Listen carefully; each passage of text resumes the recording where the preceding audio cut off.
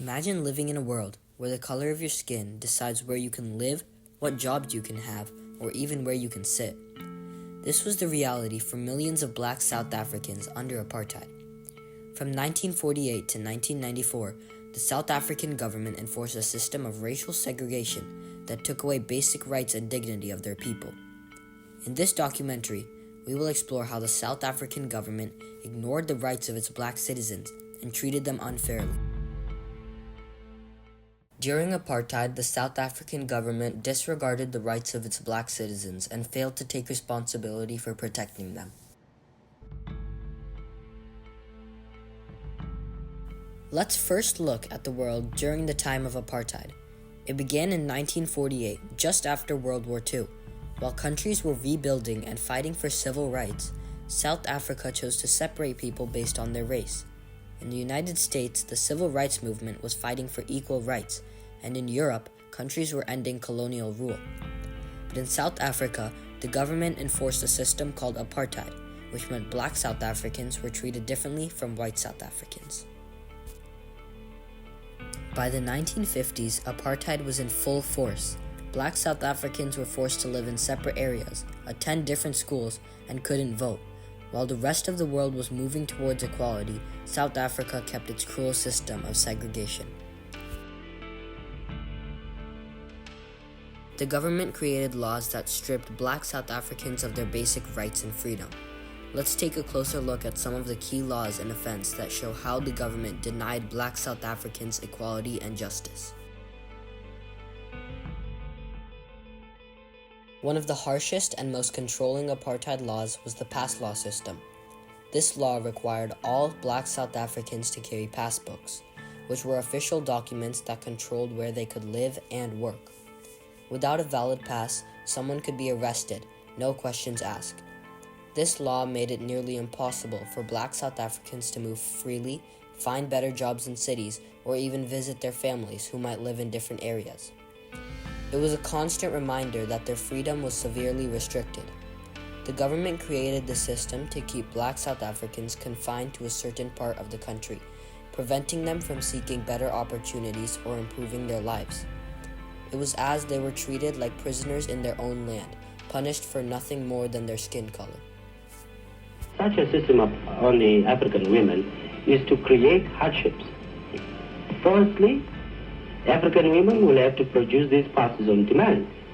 If they fail to do so, they will be arrested in the streets, they will be stopped at stations, they will be stopped as they visit one another in the locations, and if they haven't got those passes, they will be immediately arrested and brought before the court. That was clearly a sign of negligence shown by the government against the black citizens.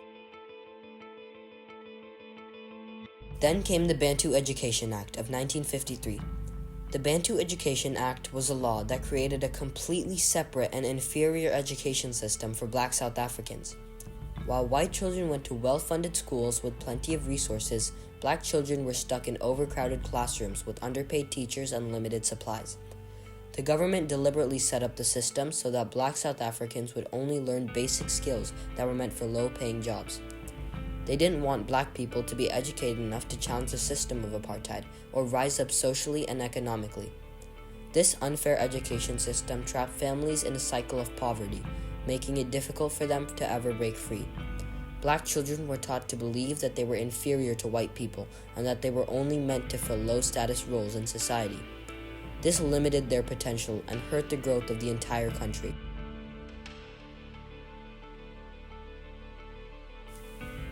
Next came the forced removals from 1950 to 1970. Another devastating law was the Group Areas Act, which forced millions of black South Africans to leave their home in areas where white people lived and move to designated black areas. These areas were overcrowded and often lacked basic services like clean water, electricity, and healthcare. Families were pushed out of their neighborhoods with little or no compensation. The government didn't just want to separate people physically, they wanted to break up communities and make it harder for black South Africans to find work, get an education, or improve their lives. This law destroyed whole neighborhoods, tearing families apart and trapping people in poor conditions. It was a harsh way of denying people the chance to grow, as they were cut off from the resources that could help them.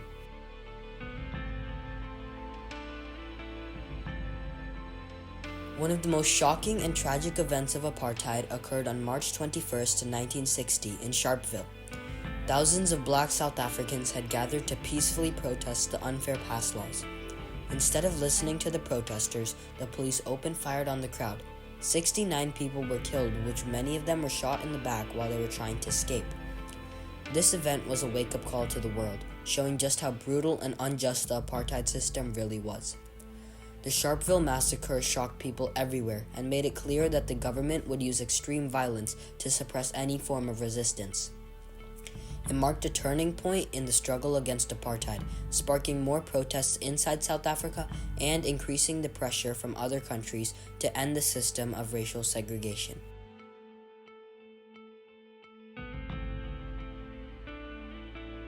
On June 16, 1976, a group of students in Soweto, a township outside Johannesburg, took a stand against a new law that forced them to learn in Afrikaans, a language that many of them didn't speak nor understand. The students, who already struggled with the poor quality of their education, refused to accept this law. They wanted to learn in their own language, which would help them understand the lessons better. The police responded with violence and opened fire on the students, killing hundreds. This brutal act ignited a wave of protests across the country. The Soweto uprising proved that young South Africans were ready to stand up and fight for their rights no matter the cost. This event brought global attention to the injustice of apartheid and encouraged many more people and countries to support the fight for freedom. It was a pivotal moment that showed the strength and courage of South African youth in the struggle for equality. Even though things seemed so unfair and hopeless, there was always a reason to believe that things could change. Nelson Mandela became the symbol of that hope. He spent 27 years in prison just for standing up against apartheid. His release in 1990 wasn't just the freedom of one man, it was the start of a new chapter for all of South Africa. Finally, in 1994, after so many years of struggle, Mandela became the country's first black president in a very democratic election, where all South Africans could vote. That was a huge deal because it meant that no one would be left out anymore. Mandela once said, "We must work for the day when we, as South Africans, see one another and interact with one another as equal human beings and as part of one nation united rather than torn asunder by its diversity." Nelson Mandela's legacy played a significant role in shifting the white South African government's perspective on the black people. His leadership and message of forgiveness helped to dismantle apartheid and pave the way for a more inclusive society. Apartheid was a system based on violence and oppression, but no matter how hard the government tried to control the people, the spirit of resistance never died. Everywhere in South Africa, people fought back, in both peaceful ways and with acts of protest. The African National Congress, a group that fought against apartheid, and leaders like Mandela became the symbols of the country's hope for a better future. Even though the government used violence to stop them, brave men and women kept standing up for what was right. In the 1970s and 1980s, people organized huge strikes, marches, and boycotts. One of the most powerful protests was the international boycott of South African goods. People around the world refused to buy anything from South Africa, putting pressure on the country's economy and sending a message that apartheid had to end. All these acts of defiance, even the smallest ones, made a big difference and brought South Africa closer to a free society. Even though apartheid is gone, there are still big problems in South Africa. Economic inequality is a major issue. Many black South Africans are living in poverty, while the wealth is mostly in the hands of the white minority. People in poorer communities still don't have access to good education, healthcare, or job opportunities. But even with these challenges, the fight for equality is far from over. People are still standing up for what's right, demanding change, and pushing for a future where everyone has an equal chance.